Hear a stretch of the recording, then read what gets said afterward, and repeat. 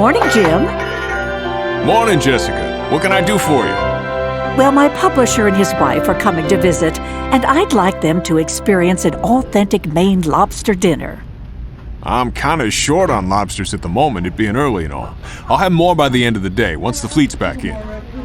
Oh, dear. They'll be here by then. Tell you what, Peter Hammond's boat is still tied up at the dock. Why don't you go talk to him? Maybe he'll be able to sell you some straight off the boat. Good idea. Thanks, Jim.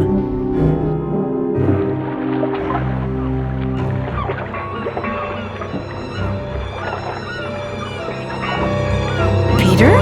Oh, no, Peter! So this is how you found him, Mrs. F? Yes, exactly like this. What do you think, Doc? As to what stabbed him, I have no idea. It's a very strange-looking wound. Some sort of tube, perhaps. I should think that a wound like that should have resulted in a lot more blood. Meaning? Meaning that Peter may have been killed elsewhere and brought back here. Any idea on time of death? Hard to be sure. Sometime during the overnight hours. We better have a look around to see what else we can find.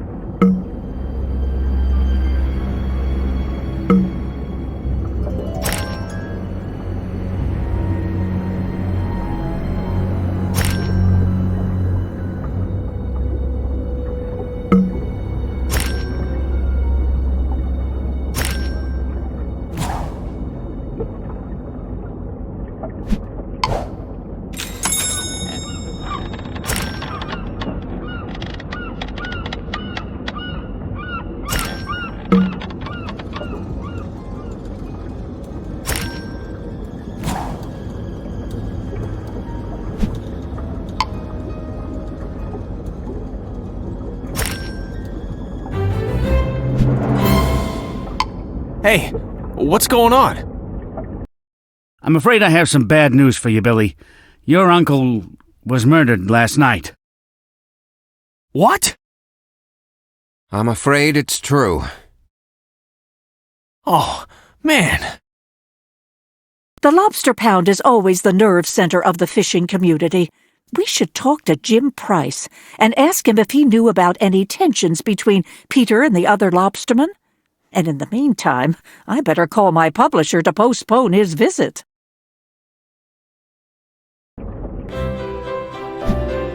Hey there, Jim. Do you know if anyone had any disagreements with Peter Hammond? First person who comes to mind would be Andy Winters. He wasn't on friendly terms with Peter? More like unfriendly terms. In fact, they were downright hostile to each other. Know where we can find him? Sure, he's got a boat with the buoy and his colors mounted on top of the wheelhouse. I forget the name, but he left a picture of it around here somewhere.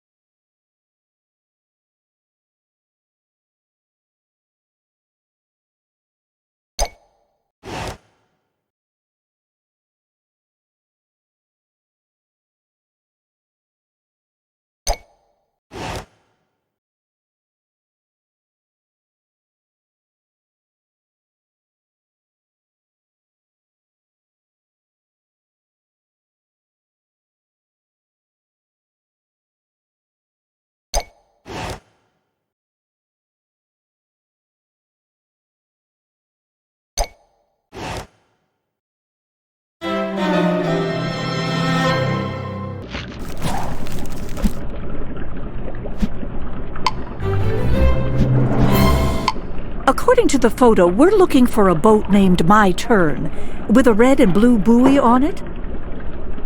I think I recognize the dock. It's not far from here. Hi, Sheriff. Jessica. What's all the excitement over on Peter's boat? Peter was murdered sometime last night, Andy. He was? Yeah, and word has it that you and Peter were not exactly friends. I wouldn't say it was any different than for other fishermen. Mostly name-calling. I'm pretty sure Peter was cutting my traps.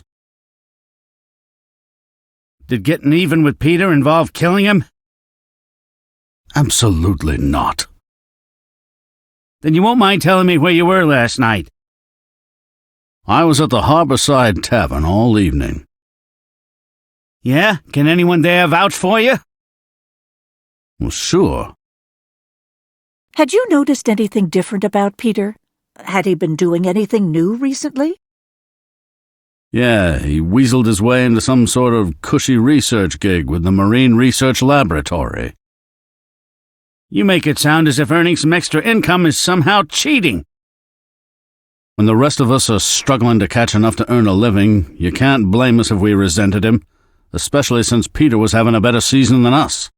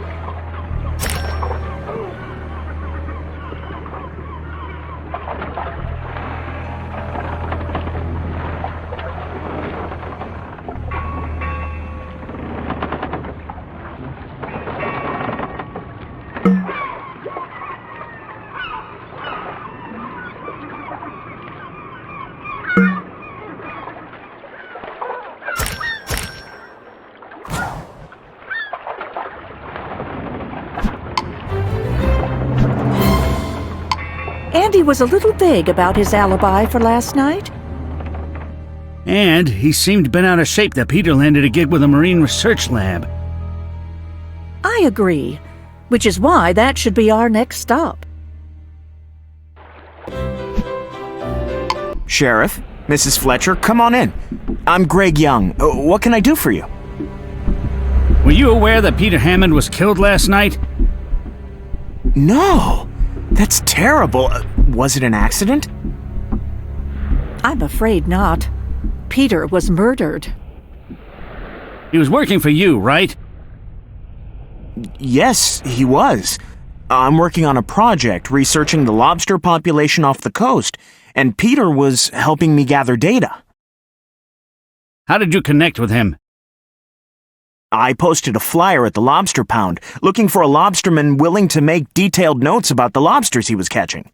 Peter was the first one to answer the ad.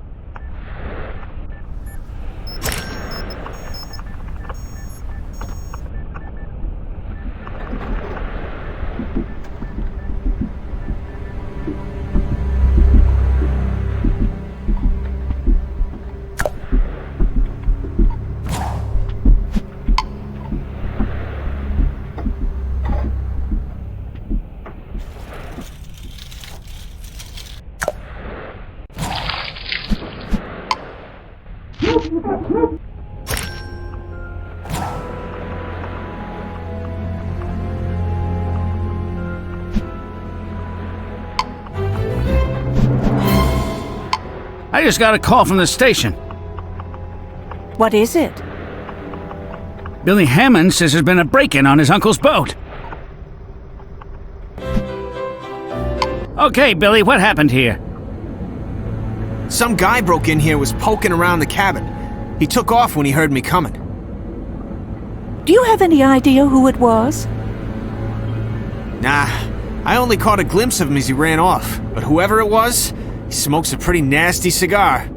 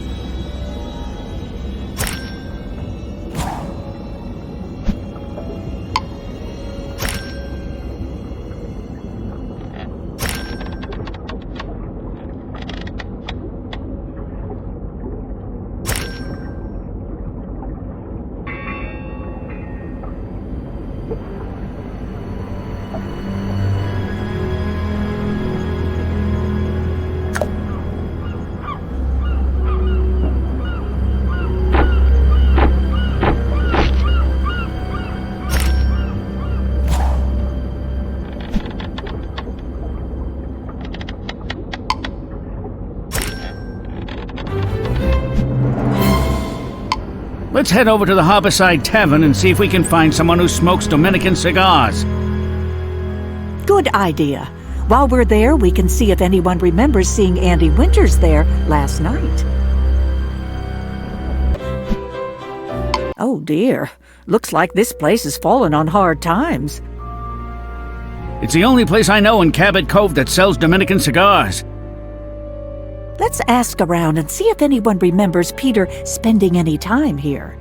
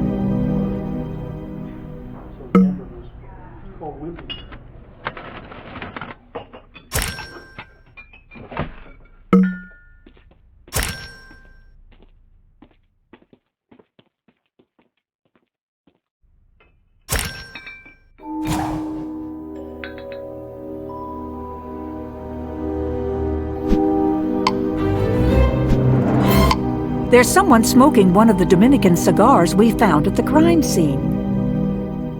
That's Mick Foley. I should have known. He's a notorious loan shark. Enjoying your Dominican cigar, Mr. Foley? As a matter of fact, yeah. Billy Hammond just surprised an intruder on his uncle's boat who smokes the same kind as you. I'll save you some trouble, Sheriff. I was on the Cornelia about an hour ago. What were you doing there? Looking for something to collect on the loan I made to Peter a few months ago. And since Peter wasn't very good at keeping up with the payments alive, he sure ain't gonna keep up with them dead. Defaulting on a big loan might be considered a motive for murder. Not for me. Peter was worth more to me alive, as long as he didn't retire. Was he ready for retirement? Nah, but his nephew Billy couldn't wait to get his hands on the Cornelia. He was always trying to convince Peter to retire instead of taking out loans to keep the business going. Do you know why Peter fell behind on his payments? He said the lobsters weren't biting, but I heard through the grapevine he had an ex-wife down in Florida that kept up in the alimony. I see. So where were you last night? Right here, working out the details of a loan with a customer. Andy Winters, apparently, going by this contract I found. What do you think of the deal you offered him? Sorry, I gotta protect my client's confidentiality. Now, if you'll excuse me. So it would seem that Andy was telling the truth about his whereabouts last night. I'm curious what he was planning to use the money for. Let's go talk with him on his boat first thing in the morning. Okay, Andy, we followed up on your alibi at the Harborside Tavern. You met with Mick Foley there to discuss a loan, didn't you? Yeah, I did. With the lobsters getting scarce, I needed the money to get through the season. Fortunately, I should be able to pay the loan back before long. Why is that? Heard there was a job opening near the docks. Just a little something to do on the side. You mind if we take a look around? Knock yourself out.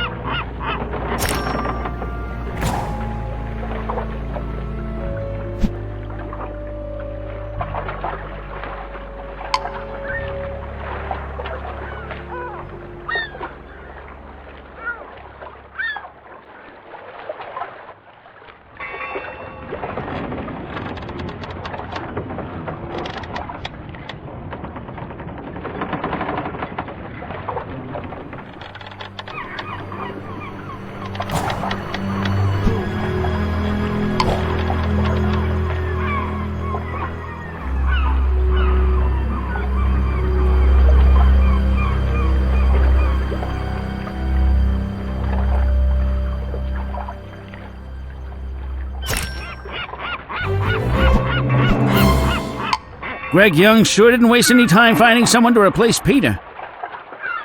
I agree. I wonder why he was in such a hurry. Maybe we should go over to the lab and ask him ourselves. It looks like Andy Winters is your new assistant on your research project. I know that replacing him so fast may seem inappropriate in light of Peter's death, but I had no choice. Any lapse in the data collection could ruin a whole season's worth of research. Why are you repainting one of Peter's buoys into Andy's colors? Easier to repaint it than refit another buoy with a new transmitter.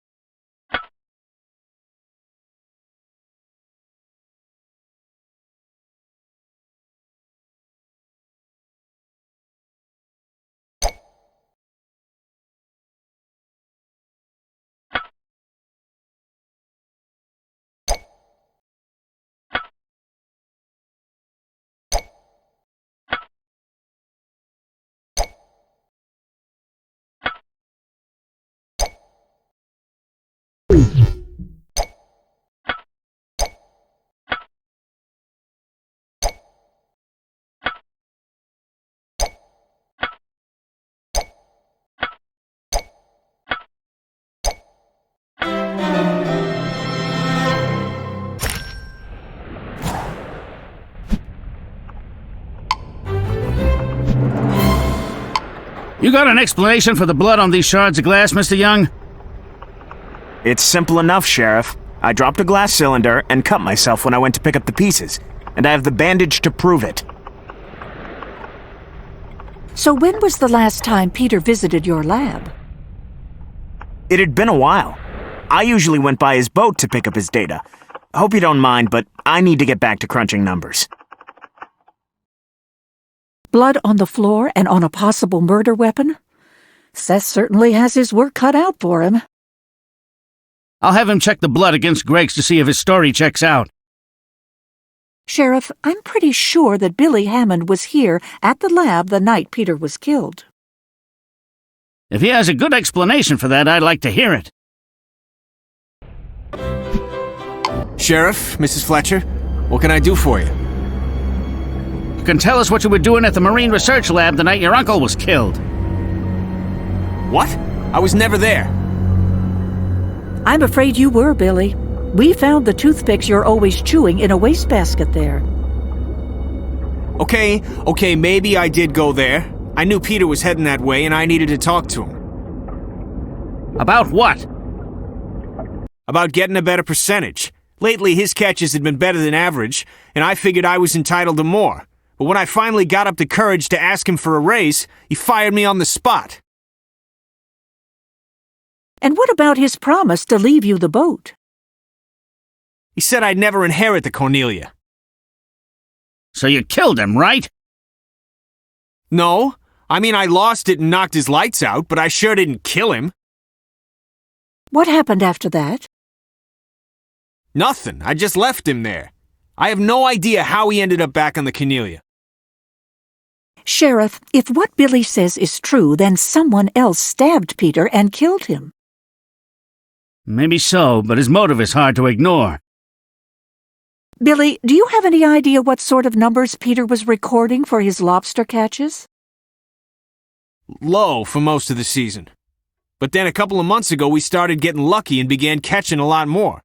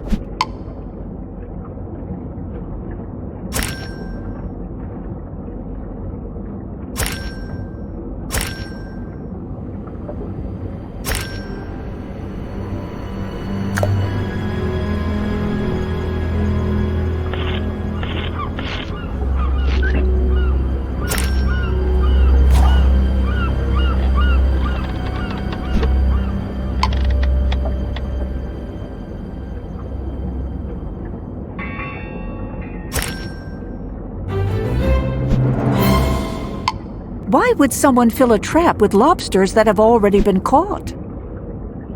Maybe Jim Price can sort this out. Let's go talk with him. Looks like Jim is out back with some fishermen. Oh, we shouldn't bother him while he's doing business, Sheriff. Let's just take a quick look around the store while we wait.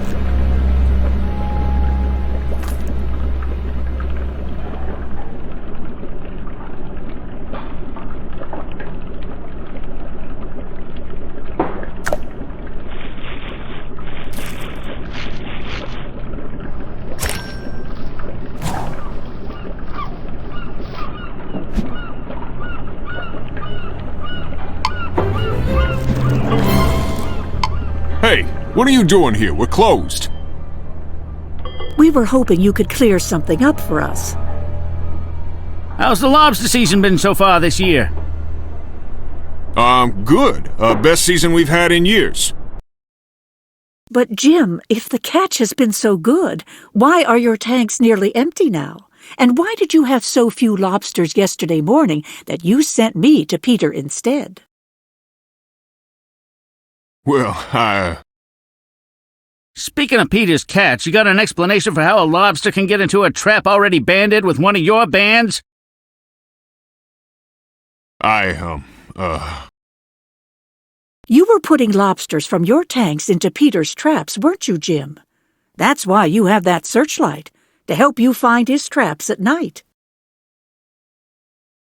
Okay, yeah, I was. It was costing me plenty, too, since I had to buy them back from him once he hauled them in. Why go through all that trouble? Because my business depended on it. Look, if the Marine Research Lab confirms that there are low numbers of lobsters being caught, the government's going to start imposing limits on how many lobsters the guys can bring in. And that, in turn, would limit how many you have available for sale. So you stacked the deck. Well, that's one way to put it, yeah. I went out after dark, hauled Peter's traps, and stocked them with extra lobsters so that the numbers he reported to the lab looked good. Let me guess. Peter caught you tinkering with his gear, threatened to tell Greg you skewed the data, so you killed him. No, Peter was clueless. Besides, Sheriff, if Jim was successfully stacking the deck, then Peter was worth more to him alive than dead. Okay, but don't take any last-minute vacations. Jim couldn't have put those lobsters in Peter's traps by himself. He would have had to have help from someone with a boat. Yeah, and from the evidence we've seen, I bet that it's Andy who's been doing the helping. Tomorrow we'll have another early morning interview with him. Seth called me last night. He said the blood traces on those broken pieces of glass match Peter's blood type and not Greg's. So he was definitely killed at the lab with that broken glassware? It looks that way.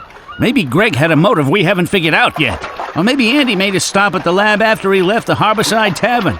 Or maybe he and Mick are covering for each other because they killed Peter together. Well, we can ask Andy about it right now. His boat is right over there. Oh, dear. Poor Andy. Looks like someone got to him before we did, Mrs. F.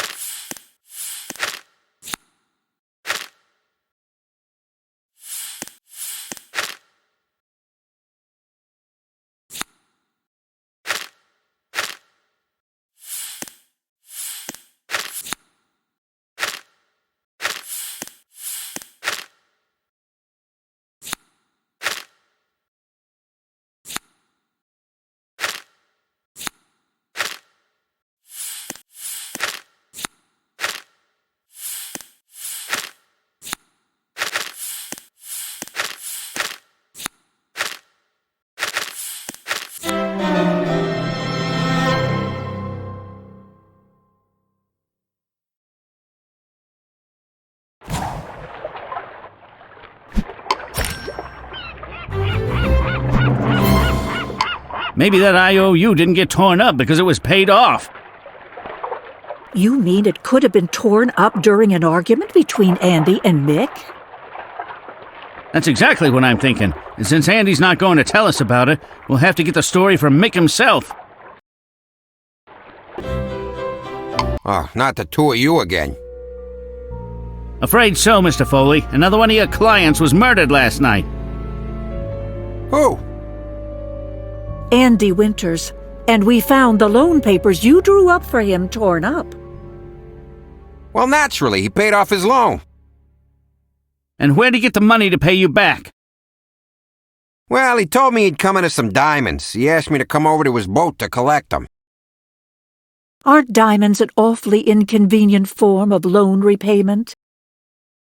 My hunch was they were worth way more than the loan was, maybe twice as much. Anyway, with terms that favorable, I figured it'd be worth the extra effort.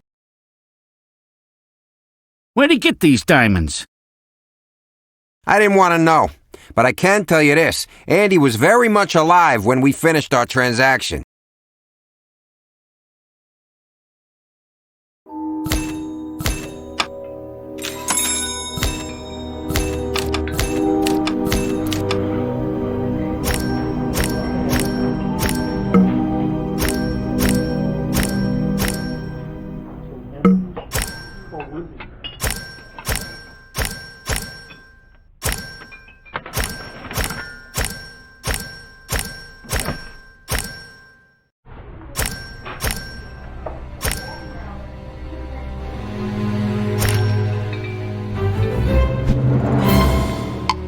Mick didn't see Billy on Andy's boat, but those toothpicks mean he was there.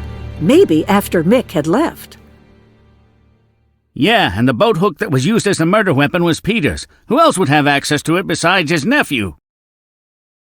I don't know, but I hope Billy has a logical explanation for all of this. I didn't kill Andy. I've been nowhere near the my turn. Billy, I'm sorry to say that it's getting very difficult to believe you are innocent in all of this. I'm afraid I'm going to have to take a look around, Billy. Go ahead. I have nothing to hide.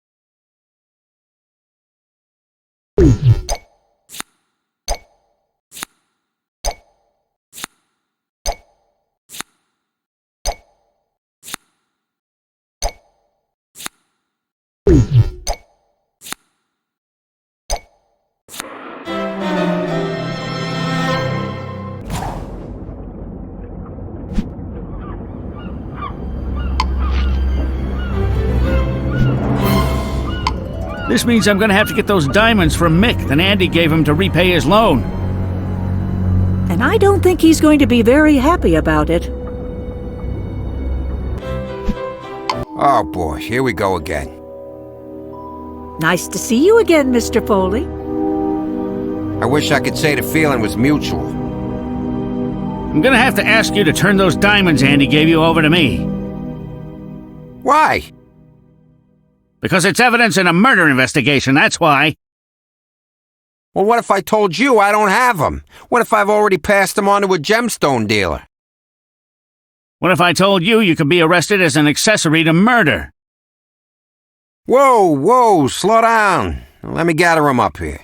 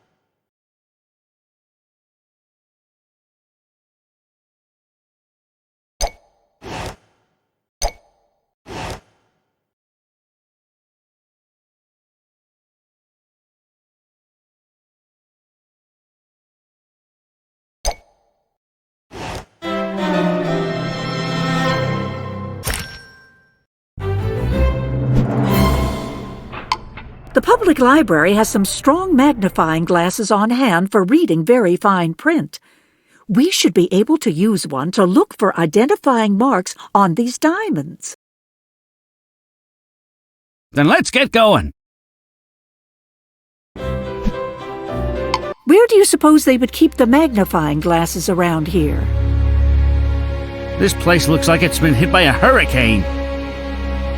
Well, it's just nice to see that our local library is getting a lot of good use. It's certainly not going to make our job any easier.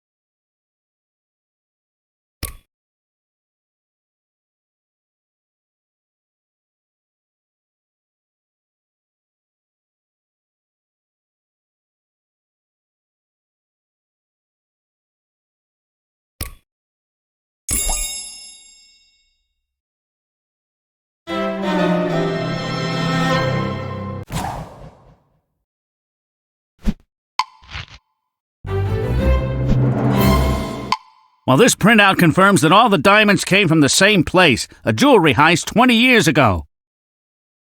I remember when that happened. Weren't there 2 men involved? Yeah, one was caught, but the other got away, and the diamonds were never recovered. The guy who was caught was named Brian Young, and according to this, he recently died in prison from a heart attack.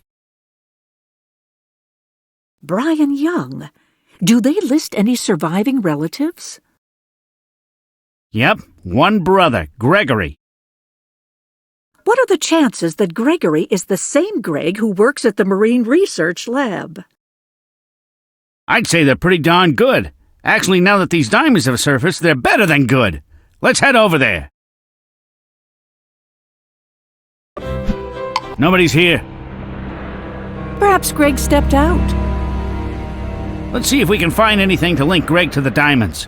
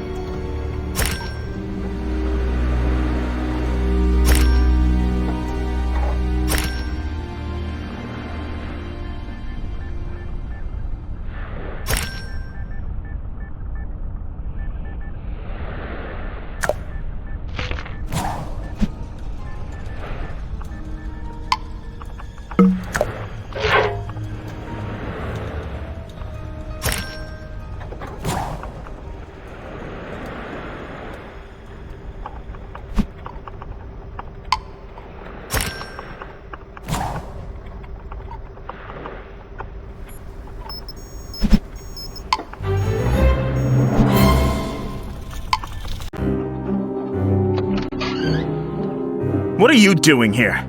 These yours, Mr. Young? You're not going anywhere. You are the brother of Brian Young, the diamond thief, aren't you? But more than that, you're also his uncaught accomplice in the theft. Yeah, I was. I drove the getaway car.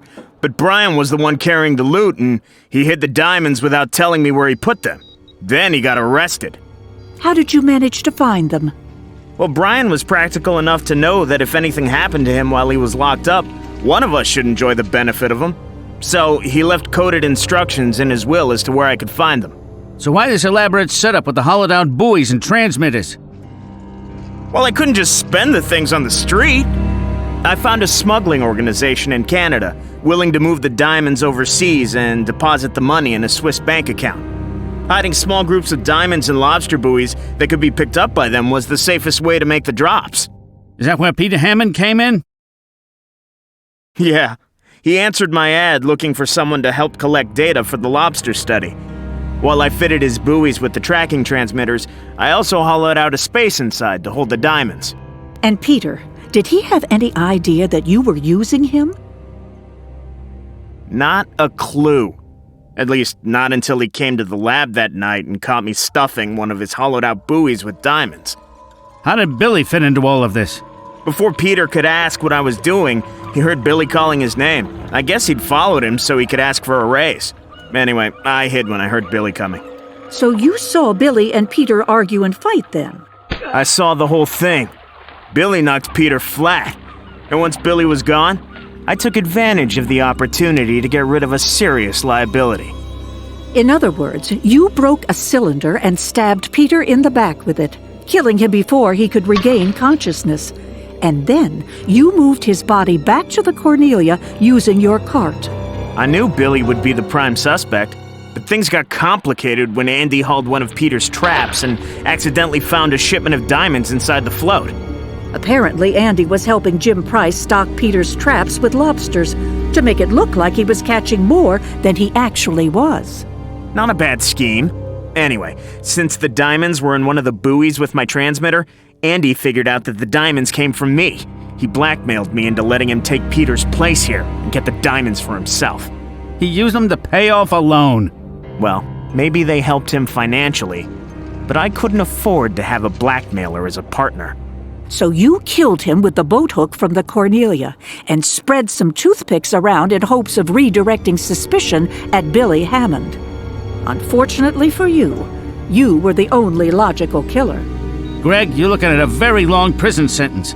You might be able to get a shot at a slightly more comfortable cell if you help us go after your Canadian contacts. You sure you want to do this, Billy? It could be dangerous. My uncle died for this.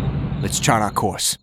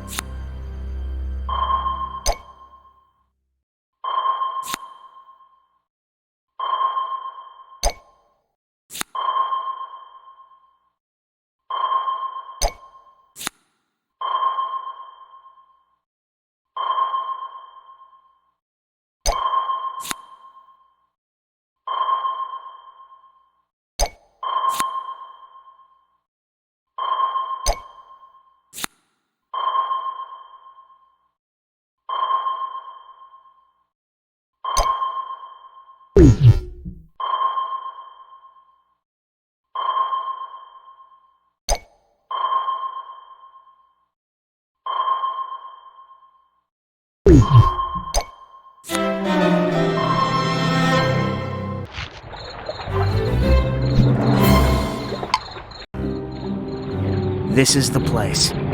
Okay, get that buoy ready to drop overboard.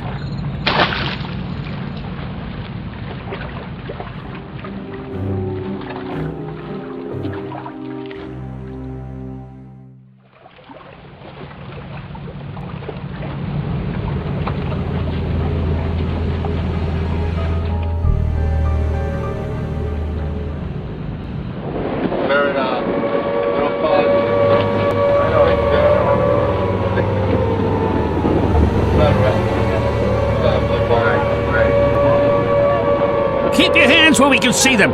You are under arrest for the illegal trafficking of stolen property. You did a good job, Billy. Your uncle would have been proud.